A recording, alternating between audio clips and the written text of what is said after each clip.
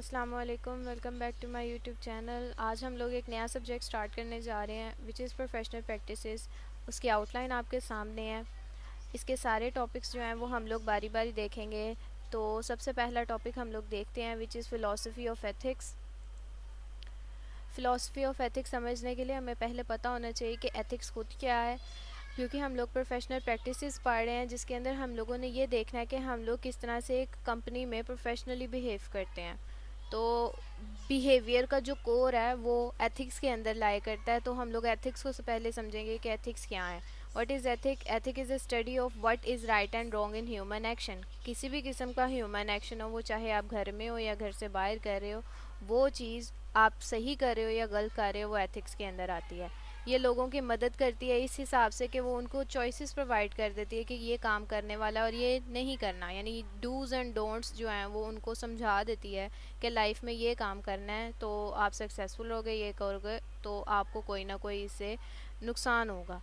अगर ये काम करोगे तो ये आपके लिए अच्छा है, दूसरों के लिए अच्छा है, और अगर ये करोगे तो ये आपको भी नुकसान पहुंचाएगा और दूसरों की भी डिसरिस्पेक्ट करेगा। ठीक है, तो ये चीज़, ये जो ऑप्शंस हैं ये एथिक्स हमें प्रोवाइड करता है। अब ये लीगली भी हो सकते हैं और मॉरली भी। लीगली इस तरह से, यानी कि देखें, आप लोगों को लाजमी नहीं है कि कोई पनिशमेंट आपको मिलेगी, कोई रूल अप्लाई होगा तभी आपने वो काम नहीं करना। जैसे कि चोरी करना जो है, अगर हम लोग उसकी तरफ से देखें तो उसकी एक प्रॉपर पनिशमेंट है। अब आप लोग ये नहीं कि अगर आपके ऊपर रूल अप्लाई होगा देन ही आपने ये काम नहीं करना। आपके अंदर कुछ मॉरलिटी होनी चाहिए, आपको मॉरली भी पता होना चाहिए कि ये काम जो है ये हमने नहीं करना, ये काम बुरा है। ठीक है, जिसे हम लोग सेल्फ बिलीफ कहते हैं, उसके बिहाफ पे। तो एथिक्स के अंदर हम लोग ये सारी चीज़ें स्टडी करते हैं। इसकी एग्जांपल भी नीचे गिवन है कि अगर आपको किसी का जो पर्स है या वॉलेट है आपको मिला है, और आप लोगों ने उसमें देखे हैं चाहे पैसे भी हैं या नहीं भी हैं, देन भी आपको चाहिए कि आप उसे उसके ऑनर तक पहुंचाओ।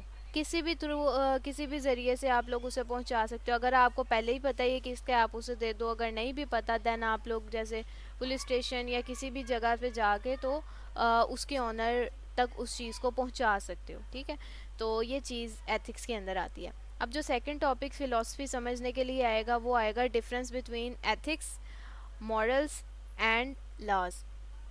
अब एथिक्स, मॉरल्स और लॉज, ये जो तीनों चीज़ें हैं ये बाज़-औक़ात इंटरचेंज कर दी जाती हैं। जो वर्डिंग है ना, लोग समझते हैं शायद ये एक ही चीज़ है, लेकिन इनमें कुछ ना कुछ डिफरेंस है। और ये एक इम्पॉर्टेंट क्वेश्चन है, इसके बारे में आपसे पास्ट पेपर में भी पूछा गया हुआ है और आपसे पूछा भी जा सकता है। तो एथिक्स, मॉरल्स और लॉ क्या हैं? एथिक्स हमारे पास वो रूल्स हैं जो किसी ना किसी ग्रुप या किसी प्रोफेशन के थ्रू बनाए जाते हैं ताकि लोग प्रॉपरली बिहेव कर सकें किसी वर्क एरिया में या किसी सोसाइटी के अंदर। ठीक है, किसी ना किसी वर्क और एरिया में काम करने के लिए लोगों को कुछ रूल्स की ज़रूरत होती है, और उन्हीं रूल्स की बेसिस पर जो लोग बिहेव करते हैं वो हमारे पास एथिक्स के अंदर आते हैं। अब मॉरल क्या है? मॉरल वो पर्सनल बिलीव्स हैं जो बताते हैं क्या चीज़ सही है चाहे क्या चीज़ गलत है। अब ये कल्चर के थ्रू भी हो सकते हैं, ये रिलीजन की बेसिस पे भी हो सकते हैं, और ये जिसे कहते हैं ना कि हमारे बड़ों ने हमें ये सिखाया, उस बेसिस पे भी हो सकते हैं। ठीक है, लास्ट, लास्ट क्या है? ये ऑफिशियल रूल हैं, ये वो रूल्स हैं जो गवर्नमेंट बनाती है। अब एथिक्स और लॉज जो हैं ये ज़्यादातर आपस में मिक्स होते हैं क्योंकि वो भी रूल्स क्रिएशन है और यहाँ पर भी रूल्स क्रिएशन है। एथिक्स में है कि एक स्पेसिफिक ग्रुप ने बनाया, लाइक एक कंपनी है, कंपनी ने अपने रूल, अपनी पॉलिसी बनाई है, तो वो एथिक्स के अंदर चला जाएगा। और अगर लॉ जो कि गवर्नमेंट ने जनरेट किया है तो वो फिर हमारे पास ऑफिशियल जो है ना रूल्स बनेंगे। ठीक है, और इनको तोड़ने पर आपको हैवी फाइन्स और जेल, इस तरह की चीज़ें भी फेस करनी पड़ती हैं। अब इन तीनों की एग्जांपल सेपरेटली नीचे दी है। अगर एक पर्सन इस चीज़ पे बिलीव करता है कि झूठ बोलना बुरी बात है तो ये उसका मॉरल बिलीफ है, यानी कि ये मॉरल पार्ट है। अगर एक जर्नलिस्ट ये एक्सपेक्ट करता है कि उसने अपनी रिपोर्ट जो है वो बिल्कुल सही तरीके से देनी है, यानी कि उसमें झूठ नहीं बोलना, तो वो एथिकल रूल्स में आता है क्योंकि वो अपने प्रोफेशन से लॉयल होना चाह रहा है।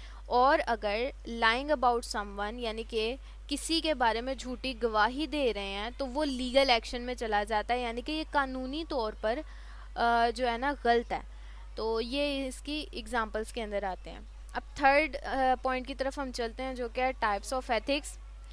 तो एथिक्स की टाइप्स में हमारे पास दो तरह की टाइप्स आती हैं, वो हम लोग अभी देखते हैं कौन सी हैं।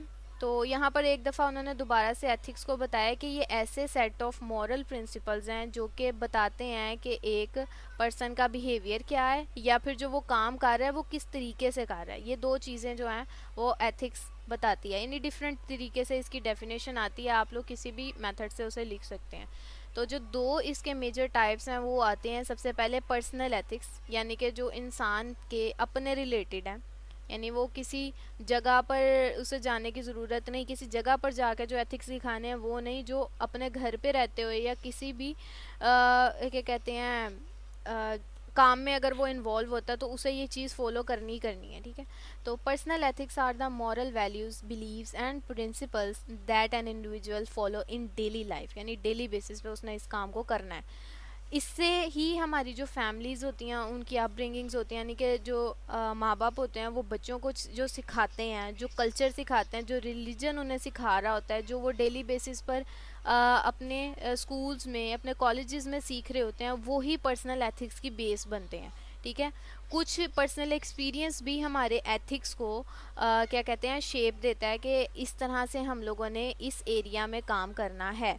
ये बताते हैं कि एक इंसान ने किस तरह से किस सिचुएशन में एक्ट करना है।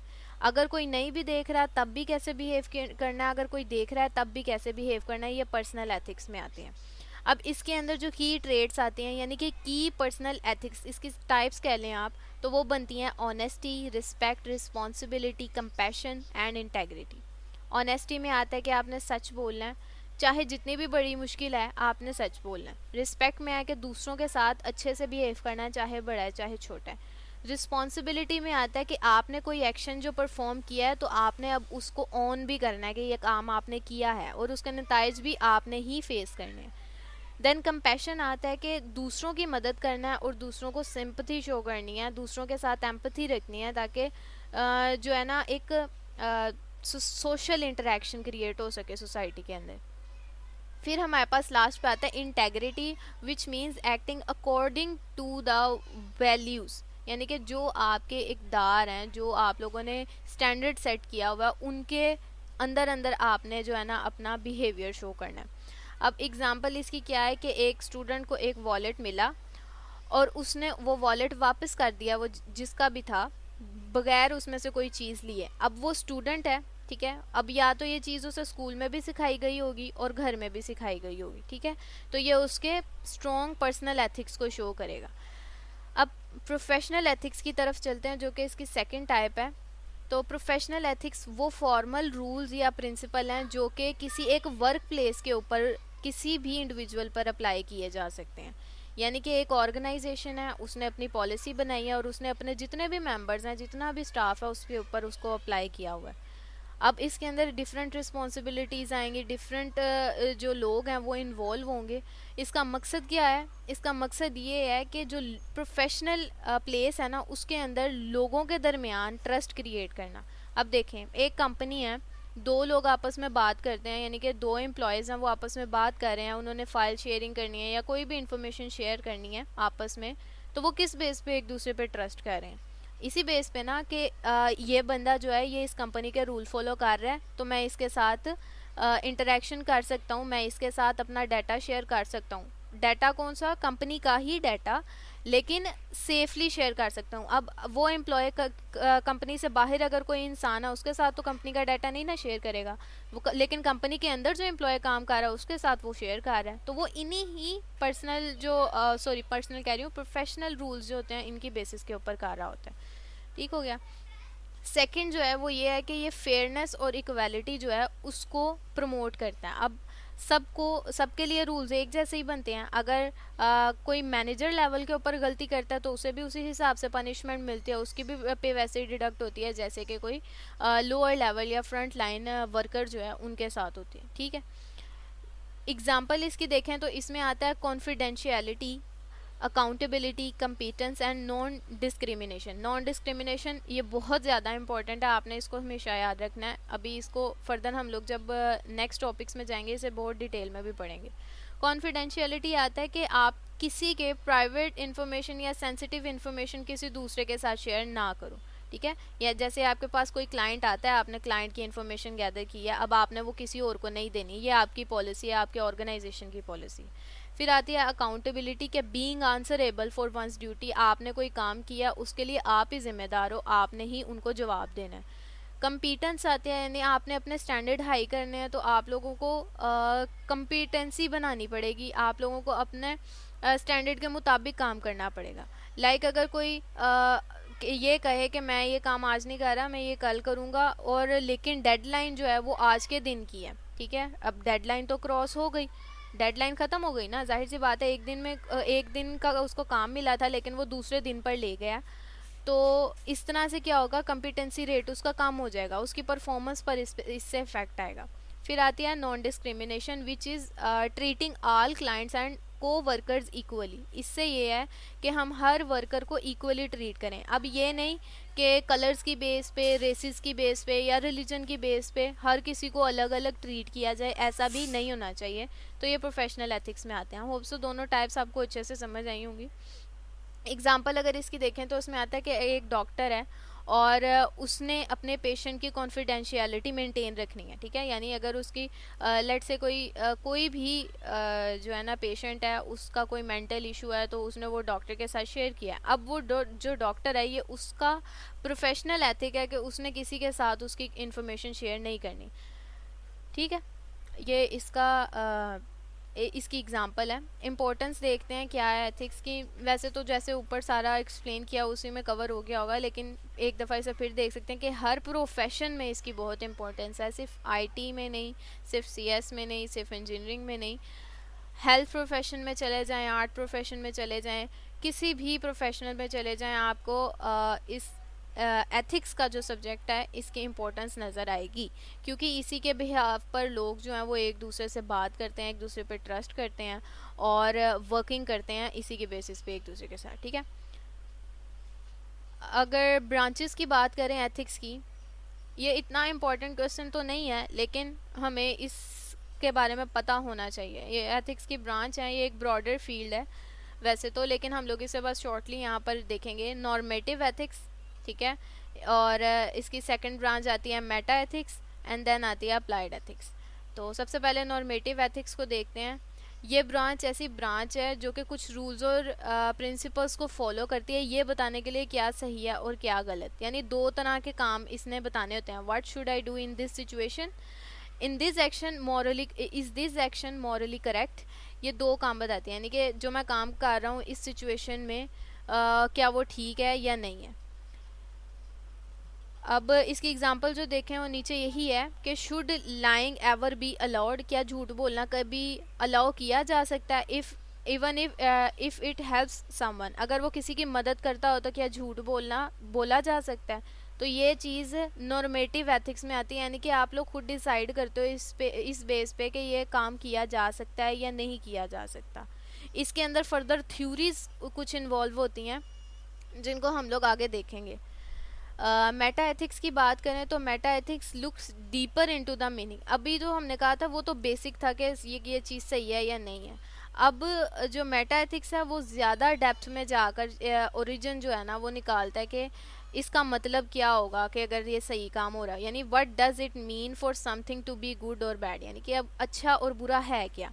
हमने ये तो कहा कि हमने ये काम करना है, क्या ये अच्छा होगा या बुरा होगा, तो अच्छा है क्या असल में और बुरा है क्या असल में, वो चीज़ हम लोगों ने इसके अंदर देखनी है।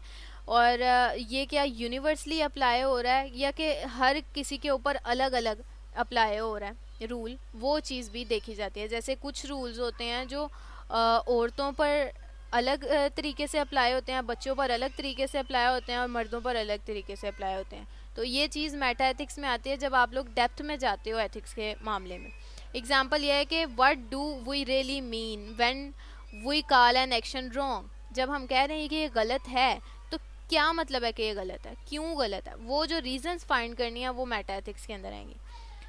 अब हमारे पास लास्ट पर आती है अप्लाइड एथिक्स, यानी कि रियल लाइफ में जब हम उसे अप्लाई करते हैं, किस जगह पर अप्लाई करते हैं, वो अप्लाइड एथिक्स में आती हैं। अब ये देखें, जैसे कि अभी मैंने कहा था कि सिर्फ आईटी या इंजीनियरिंग के लिए नहीं, ये मेडिसिन, बिजनेस, एनवायरनमेंट्स और टेक्नोलॉजी हर तरह की जगह पर जाकर अप्लाई की जाती है, ठीक है। और ये प्रॉपर एक सब्जेक्ट भी है, इसको पढ़ाया भी जाता है बाज़ जगहों पर। अब जो हमने बेसिक एथिक्स यानी कि नॉर्मेटिव एथिक्स के अंदर थ्योरीज का देखा था ना, वो थ्योरीज अब नेक्स्ट है। Ethical theories help understand why certain actions are considered right और रॉन्ग। फिर से वही बात कि क्यों हमें कोई काम करना चाहिए और वो अच्छा है क्यों अच्छा है, बुरा है तो क्यों बुरा है, वो चीज़ इसके अंदर आती है। इन थ्योरीज में भी हम लोग वही देखते हैं, लेकिन आपको पता है थ्योरीज का काम तो एक होता है, लेकिन हर कोई किसी का मेथड डिफरेंट होता है। अब सबसे पहले जो हमारे पास थ्योरी आती है वो आती है यूटिलिटेरियनिज्म की, ठीक है। This theory says that the right action is the one that give the most happiness to most people, यानी कि वो एक्शन जो दूसरों को सबसे ज़्यादा खुश करता है और सबसे ज़्यादा लोगों को, यानी कि एक तो है कि लोगों की तादाद भी ज़्यादा है और फिर आगे से उनका आगे से रिएक्शन भी अच्छा है, यानी कि आप लोगों ने कोई एक्शन परफॉर्म किया है और वो हर किसी को पसंद आ रहा है, तो वो चीज़ इसके अंदर आएगी, ठीक है। आप लोग आउटकम्स पर फोकस करते हो इसके अंदर, यानी कि आप लोग कंसिक्वेंसेस पर डिपेंड कर रहे होते हो कि आपने जो काम किया उसका जो नतीजा निकला उससे लोग खुश हो रहे हैं या नहीं हो रहे। जैसे कि किसी की जान बचाना, अब किसी की एक की जान बचाओगे तो आप लोगों को पता है कि ये सारी ह्यूमैनिटी के लिए बहुत अच्छा है, यानी आप पूरी ह्यूमैनिटी को सेव करने को शो कर रहे हो, आप शो कर रहे हो कि आप लोग स्टैंड कर सकते हो लोगों के लिए जो कि वीक हैं, ठीक है। सेकंड जो सी हमारे पास थ्योरी आ रही है वो आ रही है डियोंटोलॉजी की, ठीक है। इसका मतलब ये है कि हमें इस चीज़ से फ़र्क नहीं पड़ता कि हमारी आउटकम क्या है, बस आपका जो एक्शन है, जो आपका अपना बिलीफ है वो सही होना चाहिए, जिसे कहते हैं ना नीयत अच्छी होनी चाहिए, ठीक है। अब जैसे कि झूठ बोलना बुरी बात है, लेकिन अगर वो किसी की मदद करने के लिए बोला जा रहा है तो ये आपकी ड्यूटी है कि आप लोग उसको बचाओ। अगर वो किसी को बचा सकता है तो आपकी ड्यूटी है कि आप लोग उसको बचाओ, चाहे झूठ बोल रहे हो, ठीक है। विर्चू इज विर्चू एथिक्स आएगा। विर्चू का मतलब होता है नेकी के, विर्चू का नेकी का मतलब होता है ना, यानी कि वैल्यू है एक इंसान की, उसका करेक्टर शो कर रहा है। तो what kind of person should I be, what should I do, इस तरह के क्वेश्चन जो हैं वो इस एथिक्स के अंदर पढ़े जाते हैं। और इस ब्रांच को एरिस्टोटल ने, इस थ्योरी को एरिस्टोटल ने क्या कहते हैं जनरेट किया था कि इंसान के अंदर किस तरह से अच्छी आदत बनाई जा सकती हैं, यानी इंसान की हैबिट बन जाती है एक काम करना मुसलसल। इसमें किसी रूल की ज़रूरत नहीं होती, जब इंसान नेचुरली कोई काम कर रहा है और उसके डिसीजंस ही इसी तरह के हैं कि वो अच्छी चॉइस करता है, तो वो वर्च्यू ऑफ एथिक्स में आती है। अब इसके अंदर हमारे पास एक डिसीजन मेकिंग प्रोसेस आता है, क्योंकि अभी हमने स्टार्ट में पढ़ा था कि जो हमारे पास एथिक्स होते हैं इंसान को चॉइसेस दे देता है कि क्या करना है और क्या नहीं करना। तो इसके प्रॉपर स्टेप्स भी पूछे जा सकते हैं कि क्या स्टेप्स हैं, कि डिसीजन मेकिंग क्या है एथिक्स में, या फिर प्रोफेशनल एथिक्स में भी ये पूछा जा सकता है कि डिसीजन मेकिंग क्या है और उसके प्रोसेसेस क्या हैं। तो 5 स्टेप्स हैं हमारे पास। सबसे पहला स्टेप होता है आइडेंटिफाई द प्रॉब्लम। सबसे पहले हमने ये देखना है कि इशू है क्या, कन्फ्लिक्ट क्या है और क्या वजह है जिसके लिए हम लोगों ने देखना है कि ये सही हो रहा है या गलत हो रहा है। फिर हम लोग फैक्ट इकट्ठे करते हैं कि ये देखने के लिए कि ये जो प्रॉब्लम है कि किस वजह से हुई है। जैसे कहते हैं ना, गवाहियाँ इकट्ठी कर लो, शवाहिद इकट्ठे कर लो कि इस मामले का असल जो मकसद था, पीछे बैकग्राउंड था, वो क्या था। फिर कंसीडर करना है आपने रूल्स को और वैल्यूज़ को, आपने लॉ भी देखना है, आपने अपने मॉरल्स भी देखने हैं, आपने अपने सारे एथिक्स पॉलिसीज सारा कुछ अप्लाई करके देखना है उस पर। फिर आपने पॉसिबल आउटकम्स चेक करनी है कि इसका क्या क्या नतीजा निकल सकता है और ये किस तरह दूसरे को अफेक्ट कर सकता है। एंड लास्टली आपने सबसे अच्छी और जो सबसे एथिकल चॉइस होगी उसको अप्लाई करना है, उसको यूज़ करना है, ठीक है। तो ये हमारा फर्स्ट टॉपिक था फिलॉसफी ऑफ एथिक्स का। आई होप इसकी आपको समझ आई होगी।